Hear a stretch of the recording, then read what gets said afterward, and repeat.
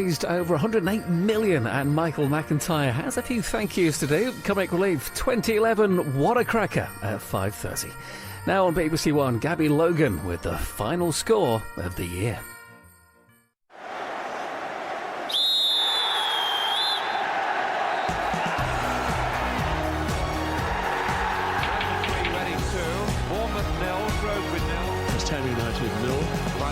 Relegation. He was one of the heroes of the afternoon. Applause from the away supporters. Go! The latest score is Wimbledon go through to the Premier. John Terry's tears, we all remember. It was a crucial week.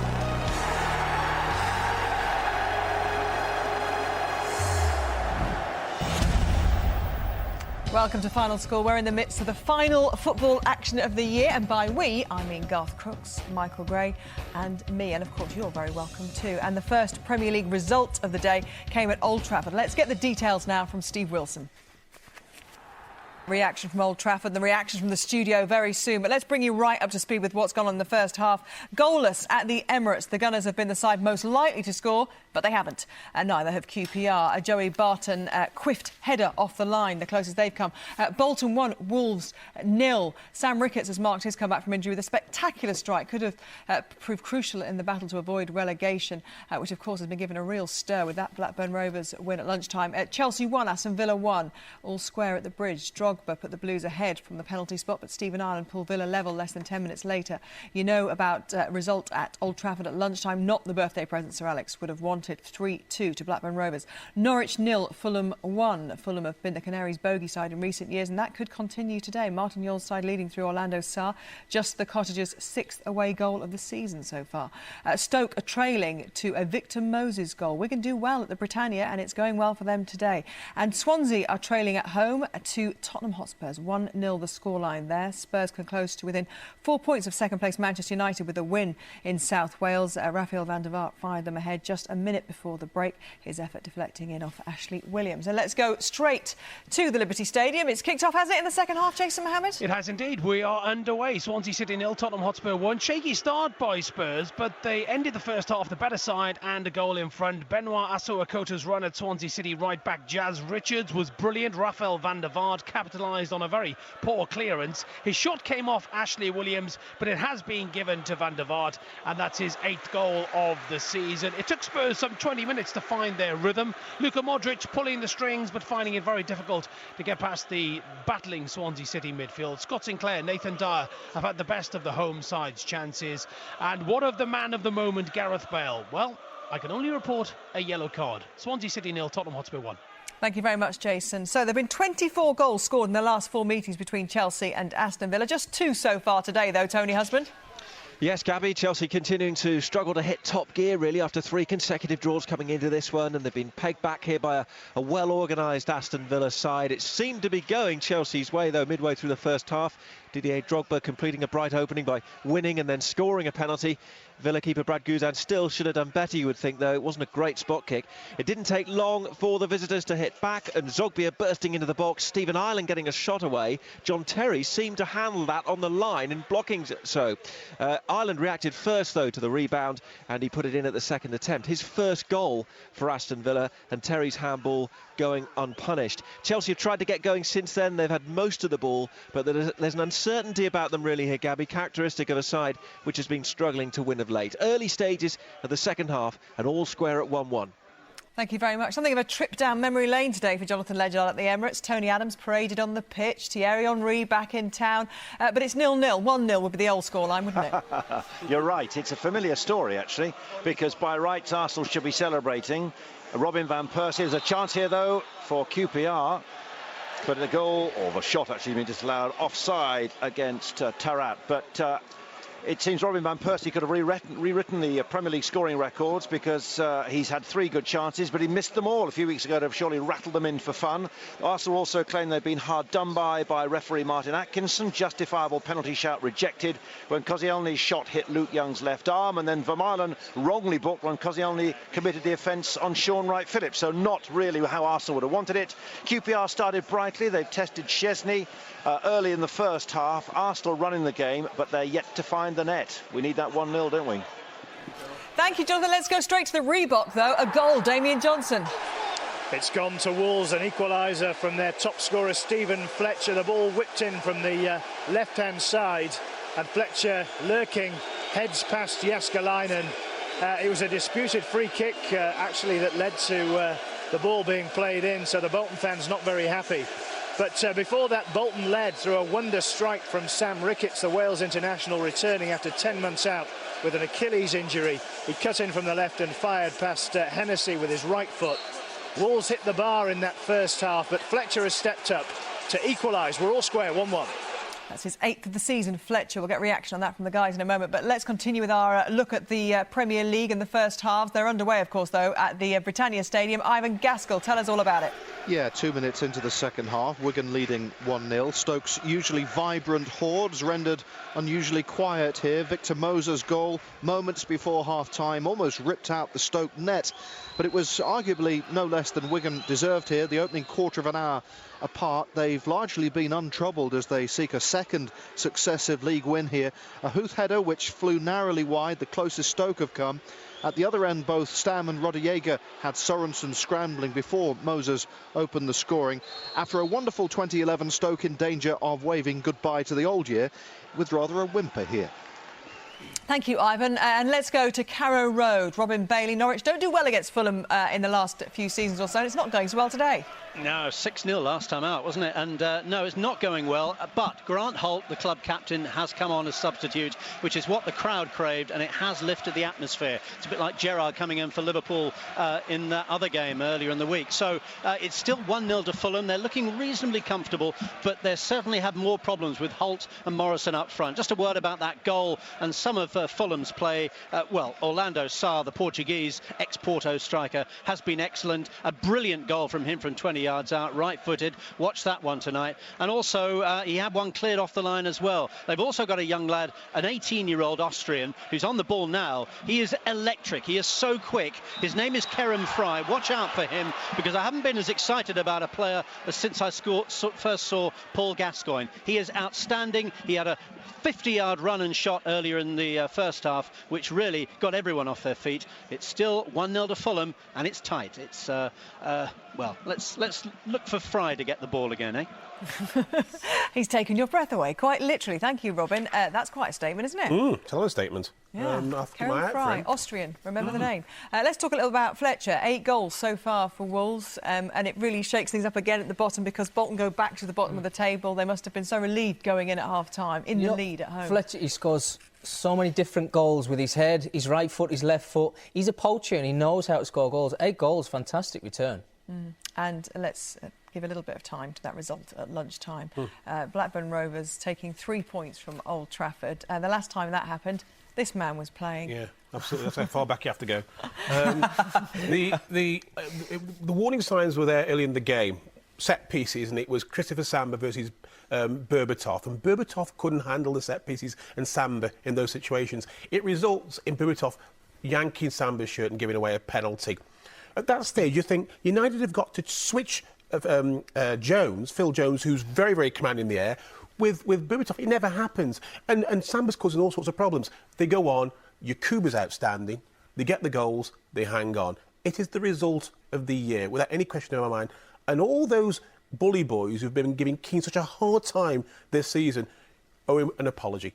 It's been a fantastic result for Steve Keane and Blackburn Rovers. You've never been in doubt that the players are playing for Steve Keane, and they really respect him and feel that they can get out of this. Well, exactly. I've been quite fortunate. I still know some of the players from my time at Blackburn when I was there, and I keep in touch with them, and they are 100% behind the manager. He's a great guy, and you see them when they score goals, they all go and celebrate with him, which is fantastic. Absolutely. And they need the fans to be on the side, because they can get themselves out of this with the likes of Yakubu up front, who score them week after week. Well, now they've sucked the others in. QPR Would it in be there hypocritical now. of those fans to enjoy a win at Old Trafford, do you think? The same ones who've been asking for Keane to leave his position? Well, exactly. I mean, the 2 games what they've just had, Liverpool and Man United, they took 4 points out of that, which is absolutely fantastic for them. It's great to see, and hopefully now they've seen that, the fans will get behind him. Get behind him. And 4 points from those 2 fixtures, incredible. Brilliant. OK, there's a goal at the Riverside. Bear in mind, Middlesbrough can go joint top tonight on points with Southampton. Have they scored, Steve Sutton? Yes, they have, Gabby. Middlesbrough 1, Peterborough 0. The half-time tea has done the job. Middlesbrough got a corner in the 50th minute. It was flicked across by Barry Robson, and Scott MacDonald at the near post flicked it into the far post, just inside the far post. Middlesbrough 1, Peterborough 0. OK, let's have a little look then at the early kick-off results in the Championship. There were quite a few lunchtime kick-offs today, and I can tell you that Barnsley had a big win over Leeds United, 4-1 the final score there, really denting their Yorkshire rivals' playoff hopes. It's at the moment 1-0 to Birmingham City at St Andrews, and Burnley same scoreline at Turf Moor, and the Rico between Coventry and Brighton. A result though, Derby 2, West Ham 1 at lunchtime. West Ham had the chance to go to the top of the table, but they couldn't, and Derby up to 10th in the table. Leicester drew with Portsmouth 1 apiece. It was 1-0 to Crystal Palace at the Den, and Watford had a 4-1 win at lunchtime over Doncaster Rovers.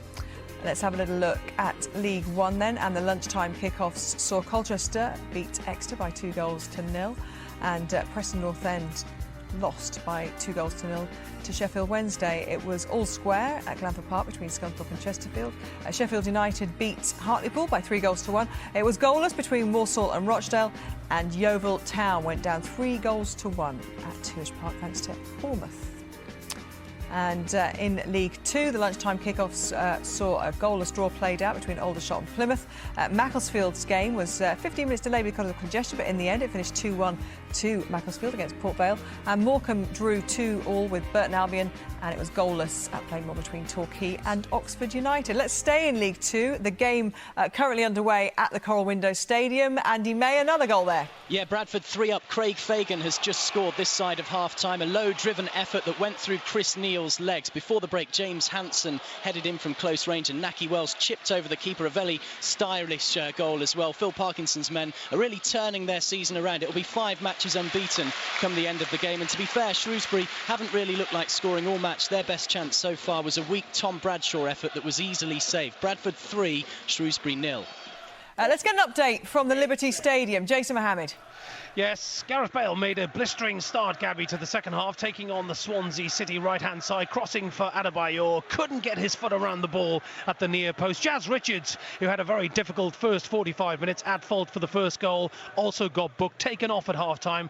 Angel Rangel is on, giving the Swans a more attacking threat. Swansea City yet to win a Premier League point after going behind. And I'd just like to say, Gabby, and find out what Michael and Garth think about this. So often, this Spurs side, all the headlines centre around Bale and Modric and Adebayor. William Gallas and Yunus Kabul at the heart of the Spurs defence have been absolutely fantastic. Swansea City 0, Tottenham Hotspur 1.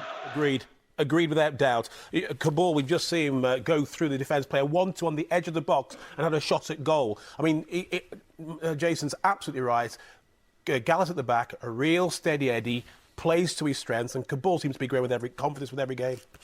What Harry does with the back four there at Tottenham, I mean, with the likes of King as well, doesn't train, but he just seems to get it right every week at the minute. And he's going to sign another year, isn't he, King? We're reading today in the papers. But let's go to St Andrews. A goal for Steve Lee to tell us about. Well, it's now Birmingham City 2, Blackpool 0. Birmingham haven't ended the old year on a losing note for 5 years. That could be 6 after Marlon King beat the offside trap at the start of the second half. A lovely through ball. He took it calmly and slotted it past Mark Howard in the Blackpool goal. Just before half-time, Curtis Davis with his second of the season. A header from a corner put Birmingham ahead. Their unbeaten home record in the league this year looks to be safe. It's Birmingham 2, Blackpool 0. Thanks, Steve. And let's tell you a bit more about that Southend goal at Kingsmeadow. Drew Savage is the man with that job. Yes, it's AFC Wimbledon 1, Southend 2. Topsy-turvy on this, Gabby. Southend now favourites. Jamie Stewart with an own goal scored it to put them into the lead for the first time after he was put under pressure by Michael Timlin. AFC Wimbledon are really struggling now. They went down to 10 men just before half-time. Christian Jolly sent down justly for a hack on Timlin. But Wimbledon did start very well. They had hope of their first win since home win since October the 1st. Jack Midson scored his 12th of the season, but then Don's keeper Seb Brown was both hero and villain. He He saved a third-minute penalty from Neil Harris, but flapped at a Sean Clohessy cross on the half-hour mark to gift an equaliser to Southend's Ryan Hall. The Shrimpers haven't won in 6. They're desperate for 3 points, and now they are favourite to get them. AFC Wimbledon 1, Southend United 2. Drew, thank you. Another goal at the Rico. Tony Lockwood. Another goal for the Championship's basement club. It's been a season to forget, but could it be back-to-back wins? Gary McSheffrey's telling contribution gave them the lead at the interval. An awful amount to do when he struck with his left foot into the bottom corner. And some 7 minutes into the second half, McSheffrey's cross and top scorer Lukas Jukovic heading past Kasper Ankergen. Brighton heading towards a 4th straight defeat. Coventry 2, Brighton 0. And they would be off the bottom of the Championship this evening, Coventry. What a Christmas they've had, beating Bristol City as well. That will be a big result. I mean, it's a great latest score, but a big result for Andy Thorne if he can pull that one off. The only game being played in Scotland today between Stranraer and Annan Athletic. It's now Stranraer 2, Stephen Sterling penalty on 61 minutes, and Annan 2. The winner goes to the top of the table. We're keeping a close eye on that. But you can rest assured, Jonathan Ledyard, we've always got our eyes on your game as well at the Emirates. And what a miss for Arsenal. I'm sure Garth has already almost expired on the sofa, hasn't he? Because Theo Walcott had a chance. It's the best you'll ever get in 2011, 2012 or even 2013, you'd have thought. One-on-one with the keeper, running on with about 50 yards out of goal and dragged it horribly wide. Didn't even test the keeper when put through in a breakaway. Thierry Henry, where are you? Your club needs you. Thank you. I hope he's got a party to go to tonight because he won't want to watch Match of the Day and see that again. It was a classic case, and you're watching it, kids, don't start celebrating before you've scored the goal. It's a classic case. He's almost running away celebrating before he's done the finish. He doesn't even hit the target. Finish the job. The wisest thing you've ever said. OK, let's go to the Reebok now. Damian Johnson. Yeah, it remains 1-1. Ricketts with that first half screamer and the second half equaliser with his head from Stephen Fletcher. Bolton had a great chance to take the lead, but a lovely save from Wayne Hennessy, the Wolves keeper. It was a really good move from Bolton involving the likes of Davis, Steinson and Petrov, and Mwamba's shot low to Hennessy's left was well saved. Mark Davis increasingly influential for Bolton. They need to get him on the ball as much as possible if they're to claim the 3 points they so desperately need, but at the moment it remains 1-1. OK, let's check in with Ivan Gaskell at the Britannia Stadium. Has Stoke picked up? Not as such. In fact, there's been relatively little of any real note in this second half. Indeed, I haven't made any notes, so it's pretty much as you were. We're just approaching the hour mark. Stoke still trailing to that late first half goal by Victor Moses. They have a free kick, though, in a dangerous sort of position on the right-hand side.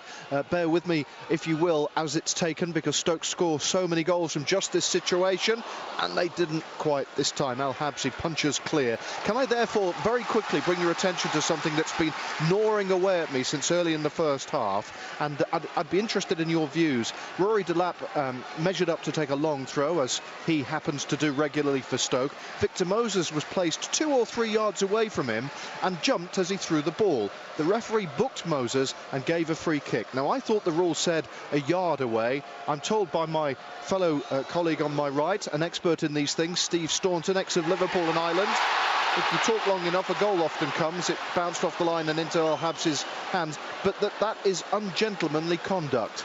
I don't see it that way, but you may have a different view.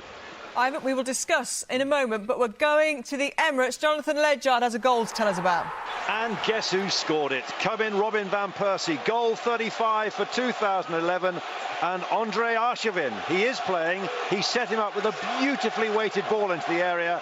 And that left foot does not miss from 12 yards out. Arsenal 1, QPR 0. So he is now 1 goal off equalling Alan Shearer's record for goals in a calendar year, 36, and another 2 goals off actually eclipsing that. Great finish. It's a great finish because Luke Young, I think, is bearing down on Van Persie. And if he can get a foot in, he will actually give him a rattle. He doesn't give him a chance. It's a first-time finish. It's a great striker's for goal. 2 or 3 chances in the first half. You can't keep him quiet for 90 minutes, the way he's playing at the minute. Great finish from Van Persie, it really was. OK, we're going to go see Steve Lee because, as you can see there, Barry Ferguson is off for foul and abusive language. Tell us about it, Steve. Well, it's Birmingham 2, Blackpool 0. Not a happy new year for Blackpool or their manager or Barry Ferguson on his return to St Andrews. There appeared to be a coming together of him and Zigic, and he obviously said something to referee Craig Pawson. He got the red card, at which point manager Ian Holloway was apoplectic with anger. He argued with the referee. He was sent to the stands and had to be hustled away by the steward. So Blackpool's new year, not a happy one. They're 2-0 down to goals from Marlon King and Curtis Davis, and they've lost Barry Ferguson and they've lost their manager. Birmingham 2, Blackpool 0. Thank you, Steve. And you can see there's a goal at the City Ground, but it's not Nottingham Forest. Andrew James. No, it's over 10 hours now, Gabby, since Nottingham Forest have scored a goal, and it's Cardiff who've got themselves in front. But to be fair to Forest, they've been by far the better side all afternoon today and completely against the run of play. Kenny Miller, who just a few seconds before his goal had put the ball wide from 6 yards, didn't miss the second time. Ball in from Whittingham, and it was Miller's header into the top corner, which gives the promotion-chasing Cardiff side a 1-0 lead over a very, very struggling Nottingham Forest. Thank you, Andrew. Let's go to the Majeski and get an update from Mark Bishop. Still goalless? It is, Gabby. Reading 0, Ipswich Town 0. I wouldn't describe the atmosphere as white hot, more the temperature of one of the leftover turkey baguette coming out of a microwave that doesn't quite work at the Majeski. But both sides starting to throw bodies forward in search of that all-elusive first goal. Ipswich with 7 points from their last 3 matches. They've played with purpose, they've played with confidence. And as I speak, no, it's not a penalty. Don't get your hopes up. It's simply a free kick, ironically cheered by the Reading fans, as the referee has not exactly been in their good books, making some rather bizarre decisions. Emmanuel Thomas, Chopra and Murphy, all with great chances. They've all gone close, but it's still goalless. Let's go to Stamford Bridge. Tony Husband, tell us what's going on. Well, Chelsea are really rallying and trying to get themselves back in front against Aston Villa. They've brought Lampard and Torres on from the bench, and Torres, with only his second touch just a few moments ago, has cracked the upright, beating Guzan, but not the crossbar. Nevertheless, it should be Villa who are in front here at the moment. They had a 3-on-2 a few minutes ago. Albrighton found Agbonlahor. He was one-on-one. He should have scored. Cech saved it low to his left. Really good game now. Intriguing last half hour or so, with Lampard and Torres on as well for Chelsea, but still 1-1. He still scored more goals this year for Liverpool than he has for Chelsea. Yes, indeed. Is he going to up his tally today? Well, I have to say, I was actually wondering why he brought off Sturridge, who's been scoring goals for fun this season for Chelsea, and brings on Torres. Well, no sooner than I said it, Torres cracks the upright, and he looks as though he's up for it and he wants to affect and change the game. Agbonlahor should have definitely scored, as Jonathan said. Villa are playing really, really well, and they're playing better away from home for some reason.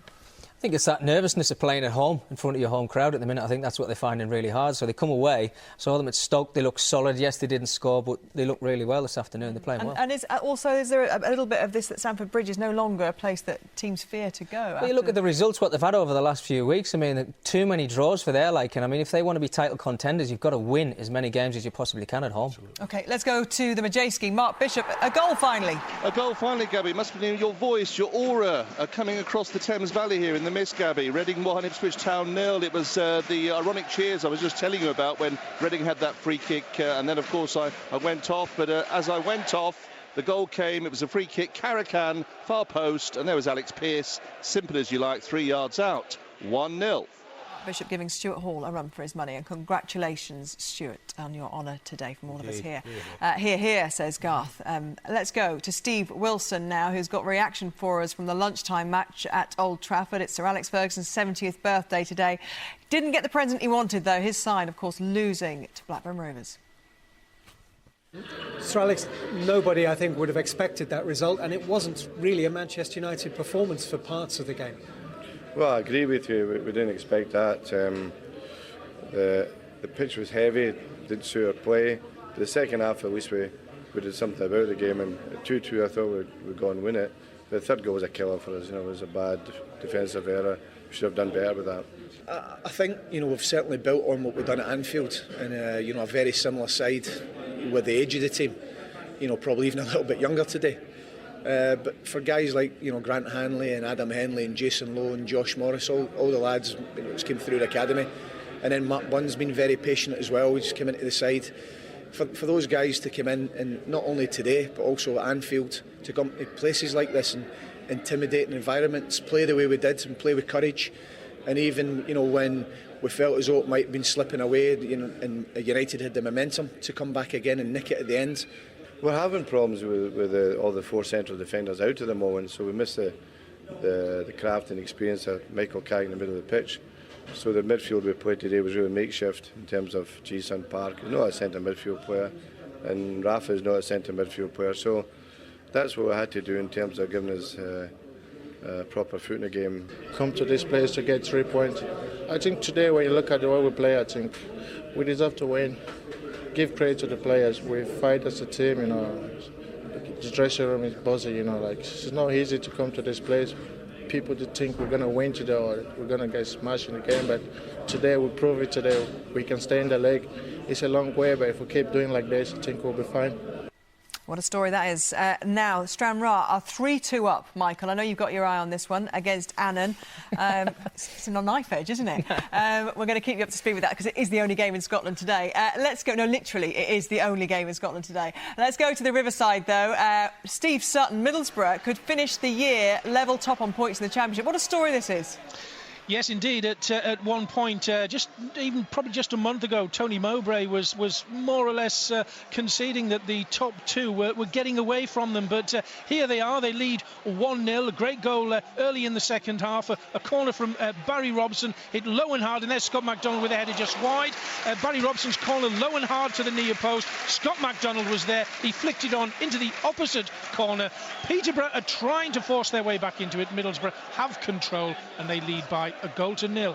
Thank you very much. Let's go to Griffin Park. Mark Webber has another goal. Is it more misery for Brentford? Oh, no, not at all. Brentford 1, MK Dons 3. Sam Saunders on the corner, lofted the ball in. It bobbled around the MK Dons area. They didn't know what to do with it. Alexander had an idea. Gary Alexander thought, I'll put it in the back of the net. He's been trying twice in the first half, and he knocked it in for this time as well. MK Dons with just a slight chance there, but to be fair, the first half has been Brentford's, and they deserve at least one out of this. Brentford 1, MK Dons 3. OK, let's go to Boundary Park. Naz Premji watching this one. How's it going? Oldham Athletic 1, Notts County 2, Gabby, and in the second half the temperature's going down, the rain's coming down, and the corner count's going up, and that's about it really. Nothing really of any major note apart from a substitution which wasn't widely received here by the home faithful. Lucas Kaputski, the Oldham goal scorer, brought off, Philip Murray brought on, and Paul Dickoff was given pelters from the crowd for that change. They need a goal. They trail here on New Year's Eve. It's Oldham Athletic 1, Notts County 2. Southend have gone to 3-1 up now against Wimbledon at Kingsmeadow. Mark Phillips with the goal. Tell us all about it, Drew Savage. Well, Southend have really started to take advantage after Christian Jolly was sent off for Wimbledon just before half-time. They've had all the pressure since then. Jamie Stewart inadvertently gave Southend the lead with an own goal, and Mark Phillips, a big centre-back, has just rumbled forward and scored his 7th goal of the season, headed home into the bottom right-hand corner, from a corner indeed. Southend well on top now, looking favourite to get their first win in 7 games. It's AFC Wimbledon 1, Southend United 3. Bradford putting up an impressive performance this afternoon. Andy May's been watching at the Coral Window Stadium. It's still 3-0. Gabby, Mark Wright's gone reasonably close in the last few minutes for Shrewsbury. He was unmarked inside the box and placed the ball wide. Before their 3 matches over the festive period, Graham Turner set his side a target of 7 points. So far, they're only on 1, and that was after a draw at Cheltenham on Boxing Day. They won't get anything here. Bradford 3, Shrewsbury 0. OK, let's get some action now from the Championship. Leicester-Portsmouth was one of the early kick-offs, and John Anderson is your commentator.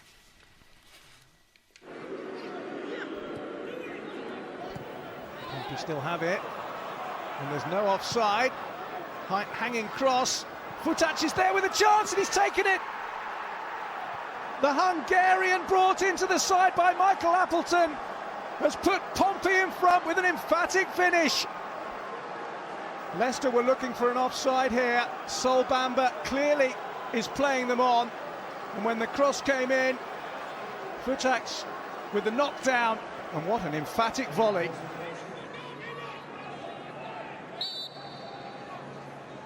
Ball played in. Chance for an equaliser. It is an equaliser. Well, it had to be him, didn't it? David Nugent.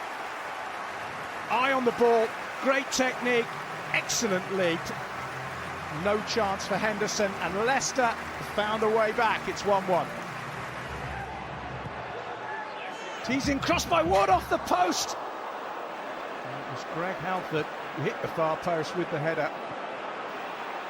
And here's Jermaine Beckford It's a great run by him. It's a good shot. It's scrambled away initially by Henderson, and the follow-up from King is gathered by the goalkeeper as well. Excellent run by Jermaine Beckford. Good shot too. Goalkeeper would have been worried to see the ball land at the feet of King. Well, surely the standout result from the Championship so far today was a defeat of Leeds United by Barnsley at Oakwell, 4-1. Barnsley ending a run of 3 straight league defeats with their victory over their Yorkshire neighbours, taking the lead in the 16th minute thanks to former Bolton striker Ricardo Vazte. Vazte made it 2-0 early in the second half, firing home from inside the box after a series of Barnsley corners. Then Craig Davis scored a memorable third for the Tykes, his 9th of the season from just outside the penalty box. Vazte completed his hat-trick after collecting a crossfield pass and running on into the area before finishing inside the near post. A nice hat-trick for New Year's Eve. And then Luciano Becchio scored an injury-time consolation goal for Leeds, who slumped to a 3rd successive defeat. Not a good Christmas for Paul Grayson. It's also the first time, Simon even, first time since Barnsley have completed the league double over Leeds for 22 years. Let's go to Boundary Park. A goal there for Oldham, and Naz Premji saw it. Yes, Oldham Athletic 2, Notts County 2. Philippe Murray, the substitute who was booed by the decision of Paul Dickoff when he brought off Skaputski. He's the man that came on. He's the man that's got Oldham level. A cross-come shot, which eluded everyone. Gabby went in off the far post. It's Oldham Athletic 2, Notts County 2. OK, well, I've been busy updating all those. What have you seen, Michael? Well, a couple of chances, to be honest with you. Swansea playing ever so well against Spurs, if I'm totally honest with you. They've made a couple of changes, so they're doing ever so well there. Sinclair looks lively. He's had a few half chances himself. Parker's Bolton got ice on just his had knee one there. That's not a good sign for Spurs. Pardon? Parker with ice on his knee, have I just Yes, seen he's it? come off. And then Bolton have just had a one cleared off the line. Wayne Hennessy, another great save. He made a fantastic save in the first half as well, what we didn't mention. So Bolton look like they're on the front foot, so Wolves have to be a little bit cautious now. Garth, what have you seen? Well, at Stamford Bridge, it's a hell of a game. It's a hell of a game, and it's anybody's. I mean, Villa have played very, very well, but Chelsea are trying their very, very best. They've got Lampard on, they've got Torres on.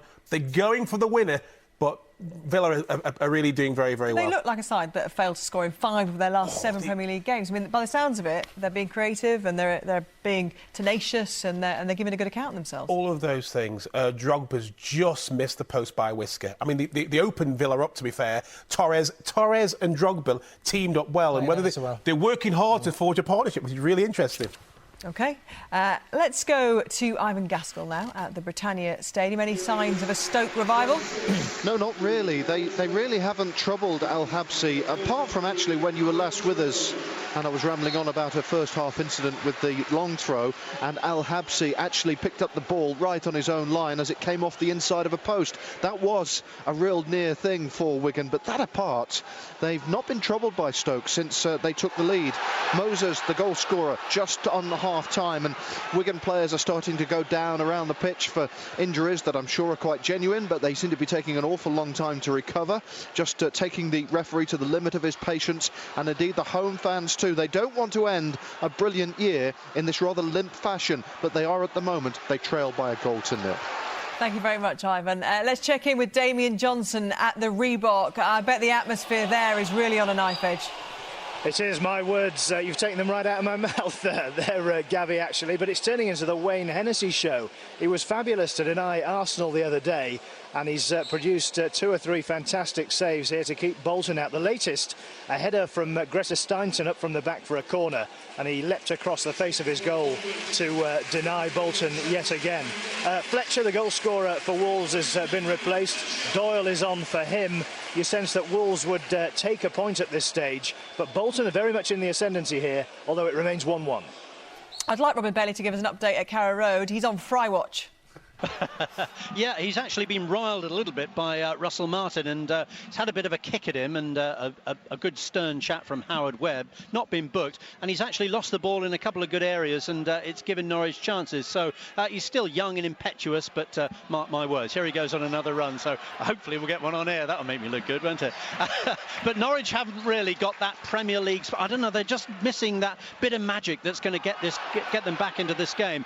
Fulham have defended really well. They've got a couple of big men, of course, at the back, Hangeland and Senderos, who've done excellently against the tall strikers of Norwich, and so much so that Morrison's come off. It's now Holt and Jackson up front, but Norwich just cannot find a way through. They're not shy to shoot. They've had 3 or 4 shots, one brilliantly stopped by Jonan Arisa, who's had a couple of clearances off the line as well in this game. But at the moment, it looks like Fulham are going above Norwich in that Premier League table.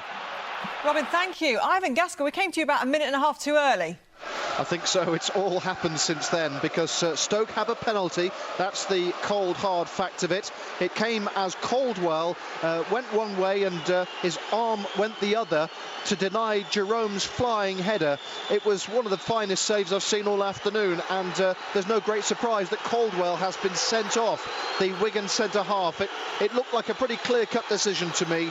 The dive was going one way, his other arm was stretched out high above him, and it denied the goal. I don't see what else the referee could do. It was an action-packed moment, but the upshot of the whole thing is that Caldwell's off. Wigan down to 10 men. They lead 1-0, but perhaps for just a few more seconds, because Stoke, after all of that, have a penalty. There's been all sorts of time-wasting, gamesmanship, and I think we've just seen another yellow card for a Wigan player. I think it was Hugo Rodallega. But now Walters, after all of that, has to have the presence of mind to score from the spot, which he does.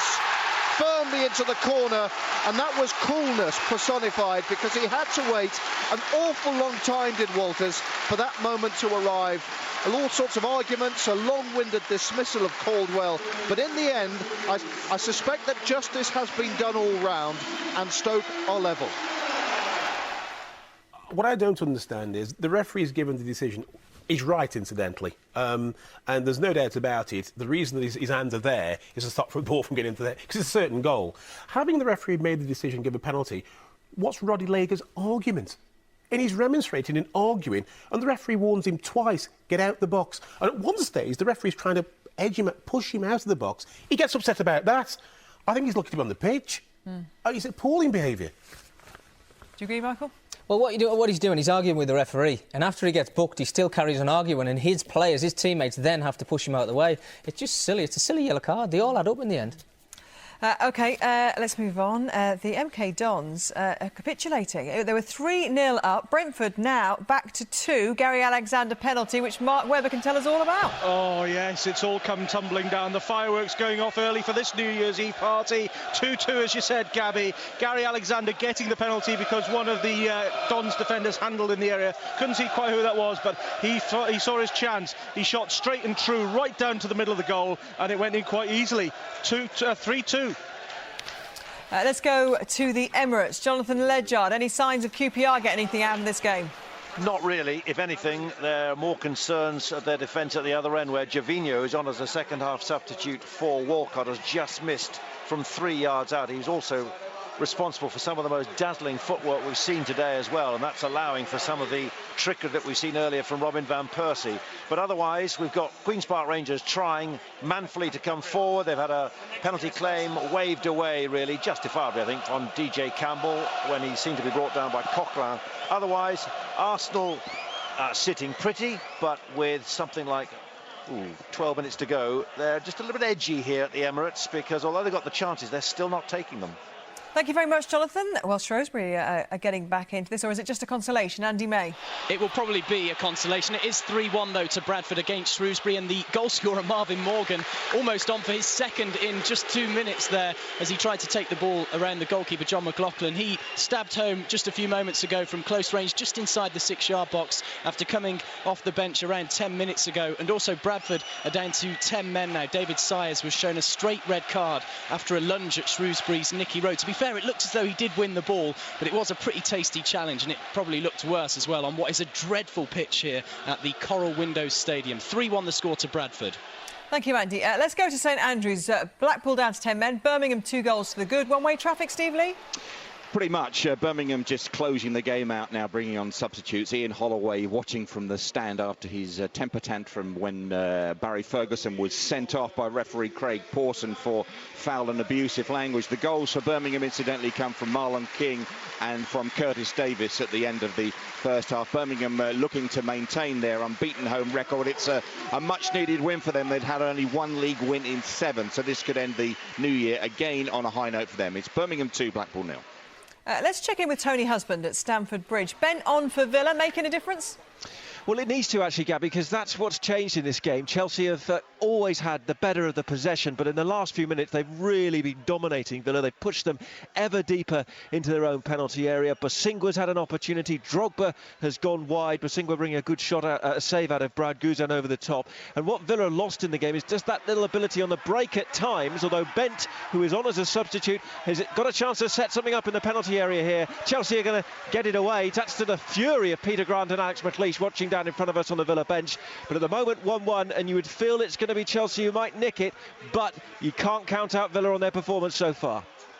Thank you, Tony. Penalty shout there for Villa? Well, two of the Aston Villa players, they've got a chance here. It's a goal. They've done it.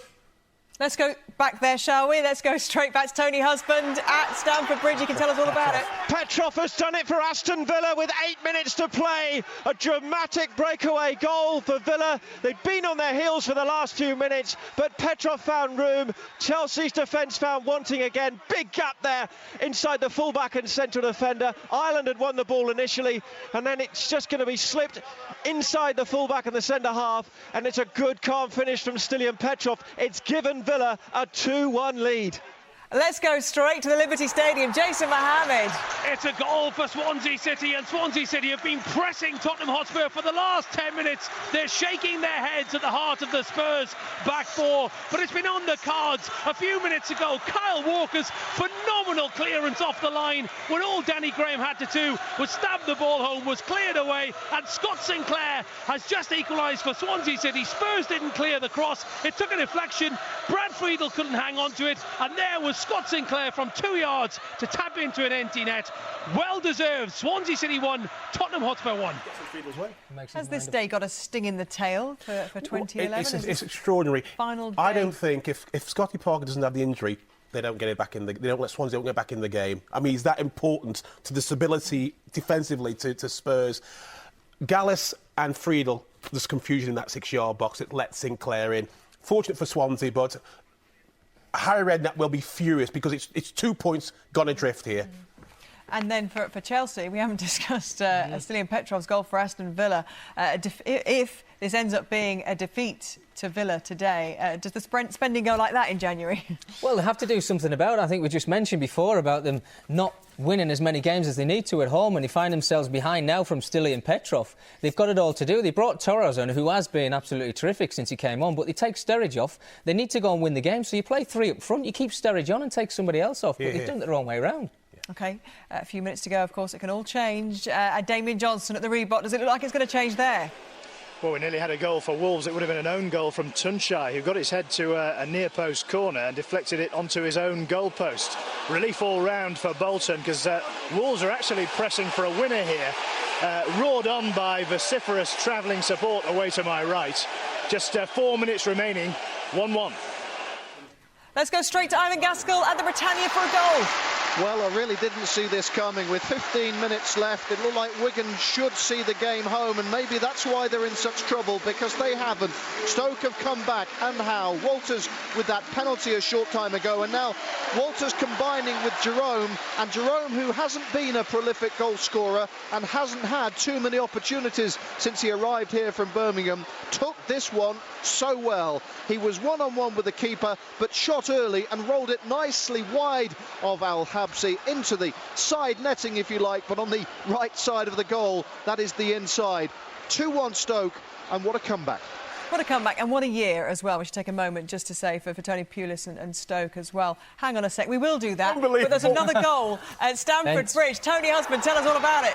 Well, it's surely all over now. Chelsea 1, Aston Villa 3, and the substitute Darren Bent has scored the goal. A mistake by substitute Frank Lampard in midfield. Stephen Ireland intercepting the ball, through on goal. He was unselfish. He played in Bent, and Bent got his shot past Petr Cech. It's a 3-1 lead for the visitors now, and they're starting to head for the exits at Stamford Bridge. A disastrous end to 2011, you feel, for Chelsea. 3-1 down at home. Fourth defeat at home this season, including, of course, the cup game against Liverpool. But Well, Michael hit the nail on the head. I think the substitutes by AVB are really questionable. But Stephen Ireland, who's been outstanding, by the way, makes a side foot for Bent, who makes no mistake. The drama's not over. It's not always like this, Michael, but it's good. And let's go straight to Ivan Gaskell at the Britannia Stadium for penalty news. Yes, Gabby, you mentioned a sting in the tail to 2011. I think we've got one here, because Wigan now have the chance to equalise again. And I have to say, on the performance today, it would be merited too, though whether the penalty was is another debatable issue. Rodallega was brought down, but how strongly the challenge from Shotton caused that is one for debate. He's certainly making gestures as if to say that the penalty is entirely deserved. He's shaking his head, he's holding his neck. He feels he was virtually strangled to the floor by Shotton. Shotton was given a yellow card, so in the referee's mind, no doubt whatsoever, Mr. Oliver pointed to the spot. And now with 5 minutes left, and I'm guessing you'll stay with me unless something very dramatic happens, there's a penalty. And do you know what? I think that Wigan have just made a substitution for the penalty taker. So Ben Watson has just been brought on as a substitute to take the penalty. Stay with me, this could be so dramatic. First touch for Watson, and in it goes. Took Sorensen the wrong way. What a first touch. It's 2-2. Wigan have drawn back level within a minute of going behind. What a finish to the game. Wow, where do we start with that? Michael's line, a great first touch. Can you believe that a manager having the confidence, though, to make that substitution? If that goes wrong? Yeah, bring the player on for his first touch of the game. Coming off the bench as well, you're cold. I know you do your warm-up before you come onto the pitch, but having your first touch is a penalty. That takes some doing. And not only, he sends the goalkeeper so far the wrong way, the confidence is extraordinary. OK, let's go to Boundary Park. We can just catch our breath for a moment in League One, because the brilliantly named name of the day, Xander Diamond, looks like he might have the winner there, Naz Premji.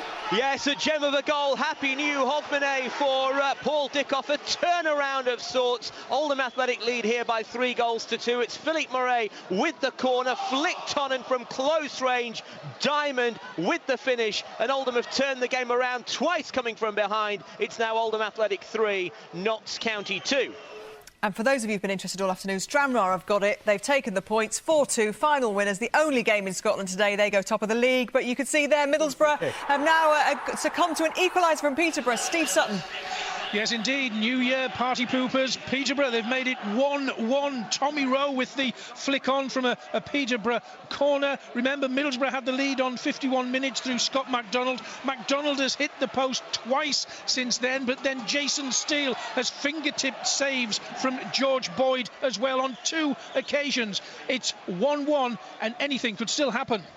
I feel like we haven't reflected properly on Aston Villa's victory, because while we were talking about the negativity towards Chelsea and the way that AVB's made his substitutions, credit to Aston Villa going there and taking 3 points. I saw a bit of confidence in Aston Villa in the Stoke result. I know it was 0-0, but you could see the way they were playing. They were desperate to get Darren Bent on the pitch. I mean, he's so vital to them because he's such a goal scorer, and we just saw it there before. He's got his goal, 3-1. Terrific result for Ali McLeish, really is. But for me, I mean, Agbon, Lahore and Stephen Ireland, they'll be my team of the week on Sunday, almost certainly, because they've been outstanding. Which you can see on the BBC Sports website if you don't already check it out regularly. Indeed, you better. And when Bent comes on, we were talking about Manchester United don't have Rooney to bring on. They're struggling with injuries. When you've got someone like Bent's class to come on for Villa, the whole team gets a lift because you know he can deliver something a bit special. Now, I know it's Ireland and Bent that work the goal, but he's got to stick him in. And you know with Bent, he's always good for a goal. I'm sure Alex McLeish will be more than happy to head into Hogmanay with 3 points from West London. Let's go to Alan Biggs. No, let's not. Let's go to Andrew James at the City Ground. It's Nottingham Forest Cardiff. How's it going? Well, importantly, in terms of the look of the division, Gabby, it looks like Cardiff are going to get all 3 points. Kenny Miller's 8th goal of the season, still separating the two sides, to be fair. Apart from a Kenny Miller miss moments before that goal, it's the only chance Cardiff have had all game. But Forest have now sent on young 18-year-old Patrick Bamford in a hope of getting something up front. But it looks like, Gabby, it's going to be 630 minutes, 10.5 hours without a goal for Nottingham Forest. It's Cardiff 1, Forest 0 at the City Ground. Thank you, Andrew. And now let's go to Alan Biggs at Turf Moor. How's it going? It's not been as good a game as I thought it would be, Gabby. It's Burnley 1, Hull 0. Two of the great passing teams of the Championship resorting to a bit of hoof at times. It's been scruffy, as indeed was what could prove to be the winning goal, which came in the first half. Just a routine punt downfield from the Burnley keeper, Lee Grant. Should have been dealt with, but resulted in a comical collision between Hull's keeper, Peter Galassi, and his centre-half and captain, Jack Hobbs. It was very comical, very embarrassing. The ball span loose for an easy goal, a gift at Christmas for Martin Patterson. Hull have had the better chances, actually, but it looks as if Burnley are going to grind this out for what would be a 6th win in 7 games. Burnley 1, Hull City 0. Let's go to St Andrews. Steve Lee has another goal for us. Yes, it's now Birmingham 3, Blackpool 0. What a cracking goal from young substitute Nathan Redmond. He's promised much in his stay here at St Andrews. A terrific shot from outside the area. It beat Mark Howard in the Blackpool goal. Blackpool have had a dreadful day. 3 goals down now, and their captain Barry Ferguson and their manager in Holloway both sent off. Birmingham 3, Blackpool 0. Not a good way to end the year for them. Let's go to the Liberty Stadium. It's all square. Any signs of a winner? Jason Mohammed. We're into the last 30 seconds. It's a long throw for Tottenham Hotspur. It's from Kyle Walker into the box, headed away from Danny Graham. And there is the final whistle. It finishes Swansea City 1, Tottenham Hotspur 1. Late drama. This game changed in the 71st minute when Tottenham's captain, Scott Parker, went off with a knee injury. Garth Crooks called it earlier on. He was absolutely right. Tottenham Hotspur lost their shape. Gareth Bale and Emmanuel Adebayor came close to adding to Rafael van der Vaart's 44th minute goal. But they completely lost all their balance in that midfield and at the back four. And Scott Sinclair deservedly got Swansea City's equaliser. They have pressed Spurs for 15 minutes, and a tale of two managers. Harry Redknapp looking very, very upset with the way his team defended in the last 20 minutes. Brendan Rodgers running down the touchline celebrating. A fantastic result for Swansea City. Swansea City 1, Tottenham Hotspur 1. Thank you. Let's go straight to Carrow Road. Robin Bailey with goal news. It's a dramatic equaliser, as you can probably hear, for Norwich City. It's gone to Simeon Jackson, who has actually been tireless since he came on as a substitute. He has been a threat, so has Grant Holt since he came on as a substitute. Norwich have had a better balance in the second half. They just didn't seem to be that quality. Hangeland and Senderos have been excellent in the centre of the Fulham defence, but they just took their eye off the ball, and there was Simeon Jackson, one of probably about 4 players in the Norwich in the box there who could have got the ball, but it fell on his head and he finished beautifully. So Norwich have got the draw that their chances deserve, even though Fulham have had the quality in this game, and Norwich will stay above Fulham in the table. I can't tell you the relief on Paul Lambert's face there when that goal went in. I'm sure that's the way he'd like to end 2011. But let's go to the Reebok. The final whistle has blown, and I think I'm right in saying Damien Bolton have got their first draw since February. It's something like that. It's rare they pick up points here at all, isn't it? A point will surely suit Wolves, though, here more than Bolton. It's been a real tense afternoon here at the Reebok. Sam Ricketts curled in a lovely opening goal on his return to the first team after 10 months out with an Achilles injury. Wolves rattled the crossbar, a thunderous shot from Stephen Ward, and equalised in the second half. Stephen Fletcher's stooping header after a disputed free kick on the left was his 8th of the season. Both sides had chances to win it. Wayne Hennessy produced 2 great saves to deny both Mwamba and Greta Steinsson. Tunchai headed against his own post. A draw in the end, just about fair on a bruising afternoon. Of course, Gary Cahill being linked, more than linked, terms agreed with the club, but not personal terms with Chelsea. That could all go through in January. Maybe he's going somewhere else. Is somebody else going to nick him? We'll see. But that most almost certainly looks like his last game with Bolton. And it's all over at Stamford Bridge. The destination Cahill's headed. The destination of the points, though, out of there today. Alex McLeish's Aston Villa have taken them all. Tony Husband. Chelsea 1, Aston Villa 3 at Stamford Bridge. 4 games without a win now at the end of 2011 for Chelsea. Perhaps further evidence that 2012 will be a year of transition for them, perhaps at the expense of achievement. Aston Villa's game plan working perfectly here. They soaked up the pressure, lived dangerously at times, and took most of their chances when they came along to snatch all 3 points. Didier Drogba had given Chelsea the lead from the spot midway through the first half, but Villa weren't fazed. Stephen Ireland's first goal for the club, levelling before half-time. And then when Villa fans may have thought they'd blown their chance in the second half after Agbonlahor had squandered a one-on-one, Chelsea seemed to be pressing for that winner. Substitutes Torres hitting the bar, Basingwa going close, Drogba going wide, but Villa still not finished as the game reached the later stages. Stilian Petrov, a calm finish to make it 2-1, and then substitute Darren Bent, unselfishly set up by Stephen Ireland for the third, after Frank Lampard, another sub, had given the ball away inside his own half. Plenty to ponder, lots of boos at full-time here from the Stamford Bridge crowd. Chelsea beaten at home for the 3rd time in the league this season, only Villa's 2nd away win. They've won 3-1. Stephen Ireland. What a comeback for Brentford. MK. Arsenal can welcome back Thierry Henry as they look to the top 4, as you say. 1-0 winners today. Thank you, Jonathan. And let's go to Carrow Road. That's a much nicer way for Norwich and their fans to end the year than it was about 5 minutes ago. Robin Bailey? No doubt about that, Gabby, and they have had a wonderful 2011, and this, as you say, is a fine way to finish. It was a priceless equaliser for Norwich in the 94th minute in the end. Simeon Jackson on the end of the last cross of the match. Norwich's 12th headed goal in the Premier League, which I think is the most of any team. A reward for persistence, even though Fulham had shown the quality earlier on. A brilliant opener from Orlando Sarr. As Fulham led for 87 minutes, they defended really well. Hangeland was outstanding for them, but in the end, Norwich's persistence paid off, and it finished 1-1 here. And it's all over at the Britannia. It turned out to be quite a dramatic end to the afternoon for you, Ivan Gaskell. Yeah, what an absolutely marvellous second half this was, particularly the final half an hour. Stoke were behind at half-time, and deservedly so, really. Wigan very bright and had Stoke in trouble at times, particularly when Moses lashed the ball in off the underside of Sorensen's crossbar. 1-0 at the break then. A quiet start to the second half, and then it really started to develop.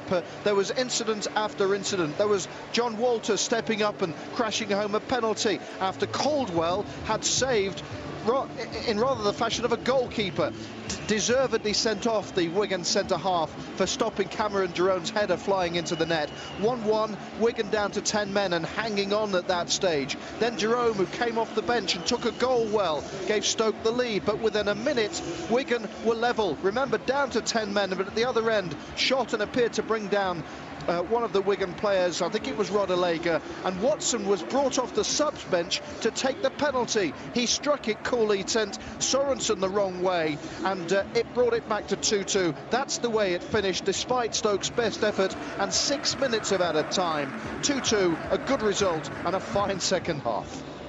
And let's go to Steve Lee at St Andrews, who's had a fairly dramatic afternoon himself there. The manager sent off, a player sent off, and 3 goals for Birmingham. Yeah, Birmingham 3, Blackpool 0. Ian Holloway might be giving the champagne a bit of a wide berth tonight. He was sent to the stands, and Captain Barry Ferguson red-carded as the Seasiders washed up in the second half at St Andrews. Holloway's remonstrations with ref Craig Pawson followed Ferguson sending off for foul and abusive language. Birmingham ended the old year on a winning note for the 6th successive season. Goals either side of half-time from Curtis Davis and Marlon King, and a late cracker from sub Nathan Redmond ended a disappointing run of league form for them. Their more direct style easily won the day against a Blackpool side that simply lost the plot. Birmingham 3, Blackpool 0. OK, let's go to Griffin Park now for news of that tremendous comeback from Brentford. Mark Webber. And relax. Brentford 3, Milton Keynes Dons 3. The roar from the locals louder than a jumbo jet coming into land at nearby Heathrow. 2-0 down and seemingly out within 6 minutes. Brentford's Uwe Rosler's fee as a motivational speaker has just doubled after the mother of all second half comebacks. Gary Alexander started the amazing revival, a converted corner and a penalty that Leon Legg gave it at least 2 goes before he eventually headed it home to make the equaliser. The people at Milton Keynes are generous types, you know, for giving away a 3-goal lead is more generous than the book tokens I got from Garth at Christmas. Brentford 3, Milton Keynes Dons 3. OK, let's get the full classified results now with Mike West.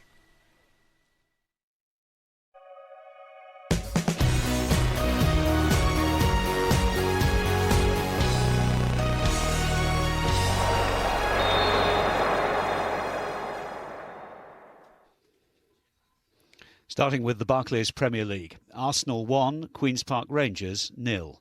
Bolton Wanderers 1, Wolverhampton Wanderers 1. Chelsea 1, Aston Villa 3. Manchester United 2, Blackburn Rovers 3. Norwich City 1, Fulham 1. Stoke City 2, Wigan Athletic 2. And Swansea City 1, Tottenham Hotspur 1. The Empire Championship, Barnsley 4, Leeds United 1. Birmingham City 3, Blackpool 0. Burnley 1, Hull City 0. Coventry City 2, Brighton and Hove Albion 0. Derby County 2, West Ham United 1. Leicester City 1, Portsmouth 1. Middlesbrough 1, Peterborough United 1. Millwall 0, Crystal Palace 1. Nottingham Forest 0, Cardiff City 1. Reading 1, Ipswich Town 0. And Watford 4, Doncaster Rovers 1. The Empire League 1, Brentford 3, Milton Keynes Dons 3. Colchester United 2, Exeter City 0. The match between Leyton Orient and Charlton Athletic is an evening kick-off at 5:20. Oldham Athletic 3, Notts County 2. Preston North End 0, Sheffield Wednesday 2. Scunthorpe United 2, Chesterfield 2. Sheffield United 3, Hartlepool United 1. Walsall 0, Rochdale 0. Wycombe Wanderers 0, Stevenage 1. And Yeovil Town 1, AFC Bournemouth 3. The Empire League 2, AFC Wimbledon 1, Southend United 4. Aldershot Town 0, Plymouth Argyle 0. Bradford City 3, Shrewsbury Town 1. Bristol Rovers 2, Crewe Alexandra 5. Macclesfield Town 2, Port Vale 1. Morecambe 2, Burton Albion 2.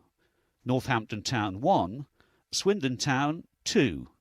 And Torquay United 0, Oxford United 0. Just the one game in Scotland today in the Iron Brew Scottish Division 3. It finished Stranraer 4 and an Athletic 2. Finally, the Carling Premiership, Ballymena United 2, Donegal Celtic 2. Cliftonville 1, Coleraine 1. Dungannon Swifts 2, Glentoran 1. Linfield 2, Glenavon 0. And Lisbon Distillery 3, Carrick 1. Thank you very much. Barclays Premier League table now. Manchester City will go into 2012 as the league leaders after local rivals United suffered a shock defeat at home to Blackburn Rovers. City are ahead only on goal difference but can move 3 points clear if they beat Sunderland tomorrow. Tottenham drew today but cut the gap on United to 6 points with the game in hand. Arsenal rise into the top 4 at the expense of Chelsea, who slumped a defeat at home to Aston Villa. At the bottom, Blackburn's victorious exploits at Old Trafford mean they move off the bottom of the table to end 2011. Instead, it's Bolton who'll go into the new year propping up the table after they were pegged back by Wolves. Wigan complete the relegation zone trio. They're 2 points behind QPR, who slipped to 17th after they lost to Arsenal. Let's have a look at the Championship. Well, Southampton lost again last night. Will start the new year 2 points clear at the top of the table after their nearest rivals also slipped up. Middlesbrough were forced to settle for a point after Peterborough scored a late equaliser. However, that point is enough for Tony Mowbray's men to leapfrog West Ham into second after the Hammers were beaten at Derby. Cardiff, Reading and Hull complete the playoff places. At the bottom, Coventry made it back-to-back wins for the first time this season to climb off the foot of the table. Doncaster lost for a 15th time this term and will end the year bottom. Nottingham Forest, who were beaten at home by Cardiff, complete the relegation picture. Let's have a look at League One. Charlton go into their tea-time kick-off against Leyton Orient with a 4-point cushion over second-place Sheffield United, who won today. Sheffield Wednesday also won to move above Huddersfield, who were held to a draw last night. Stevenage, who were also winners today, occupy the final playoff place. Chesterfield remain 4 points adrift of Rochdale and 6 points from safety at the bottom of the table. Wycombe drop into the relegation zone after they lost at Stevenage. Let's have a look at League Two. Southend mirrored their performance of Crawley and Cheltenham last night by winning this afternoon. Fourth place Shrewsbury fell to defeat at Bradford, so the top three have now had some breathing space in the race for automatic promotion. Swindon, Burton and Gillingham fill the remaining playoff spots. At the bottom, Northampton lost for a 14th time this season. They stay bottom. Plymouth and Hereford both drew. OK, let's get the headlines from the Premier League today. Manchester United finished Chelsea 1, Aston Villa 3 at Stamford Bridge. Stephen Ireland scoring one and making one to bury Chelsea's faint title hopes. It's now just 1 point from 12 for AVB's men. They drop out of the top four. Swansea 1, Tottenham 1. The Liberty Stadium continuing to be a tricky place for away sides to get maximum points. Tottenham look to be on course for a priceless win thanks to Raphael van der Vaart's first half strike, only for Scott Sinclair to rescue a point for the Swans 6 minutes from time. And it was 1-0 to the Arsenal. Bolton 1, Wolves 1. Sam Ricketts marks his comeback from injury with a spectacular strike at the Reebok, but not enough to prevent Bolton from slipping to the foot of the table. Stephen Fletcher scored the equaliser for Wolves. Stoke 2, Wigan 2. 3 goals in the last 13 grandstand minutes at the Britannia. Victor Moses' opener for the Latics cancelled out by Jonathan Walters' penalty and a Cameron Jerome effort. Substitute Ben Watson then secured a share of the points from the spot for 10-man Athletic. And it was Norwich 1, Fulham 1. Simeon Jackson rescuing a late point for the Canaries against their bogey side Fulham. Orlando Sarr had scored just the 6th away goal of the season for Martin Yole's men after 7 minutes. It's now a quarter of a century and counting since the Canaries last beat the West London club. Match of the day tonight is on BBC One at 10:20. Do join Gary, Loro and Alan Shearer for that one. Plenty of great action from this afternoon for you there. And Match of the Day 2 tomorrow has highlights of Manchester City at Sunderland and Everton at West Brom. And of course, Final Score is now on the HD channel from 2:30 every Saturday, as well as the Red Button and the BBC Sport website. There's no excuse for missing us. We're back on the 2nd of January. And speaking of the BBC Sport website, all today's Football League action will be there from Monday morning. And you can also find Garth's Team of the Weekend. Garth, who's looking like they might feature in that right now? It's early days, I know. Oh, definitely Yakubu, without any shadow of doubt for me. Stephen Ireland will have a chance of getting in that Team of the Week. Probably... I don't know. I'll have to make my mind up tomorrow. Michael, who have you been impressed by today? I think you have to say Blackburn. You've got to say Yakubu with his 2 goals, but the performance that he put in, no one gave them a chance at Old Trafford this afternoon. Brilliant performance, and I think you have to give them credit for that. And that changes the bottom. It sucks in Wolves, QPR, Sunderland. All those are pulled in now into that dogfight. Really, you go right up to Swansea, who there's a gap between Sunderland and Swansea, just a couple of points. But you think, well, 5 points from the drop zone for Swansea. If you'd said to, at the beginning of the season, Swansea, would you take that at the halfway stage? Definitely. I mean, you would take that all day long. I mean, you look at them, you look at Norwich, who find themselves going into the new year in the top 10. Absolutely fantastic from the new manager who came into the Premier League. Brilliant. And Chelsea, if Man City win 14 points off the top of the table, out of the race? For me, that's a big story. They're out the Championship race, forget it. They're fighting to get in the top 4 because with a Van Persie in Arsenal and a Liverpool with Steven Gerrard, Chelsea are fighting for that top 4 spot for me. We mentioned about Aston Villa finding it hard playing at home. Chelsea are finding it very, very hard at the minute at home as well. That will give Alex McHugh's men and him some confidence, won't it? And hopefully the fans will give him a bit of credit as well. Well, exactly. I mean, yeah, obviously he was under pressure before he even took the job. We all saw what was happening there, but give him credit. He's doing a great job. They had to sell players. He's got Darren Bent back now, fully fit, and Agbon Lahore. I can see them moving. Just get your home for right, Alex, and you're in business. OK, guys, thank you very much. Enjoyed your company afternoon, and it goes on as well with us, of course. But you can have your say on 606 with Darren Fletcher and Jason Roberts.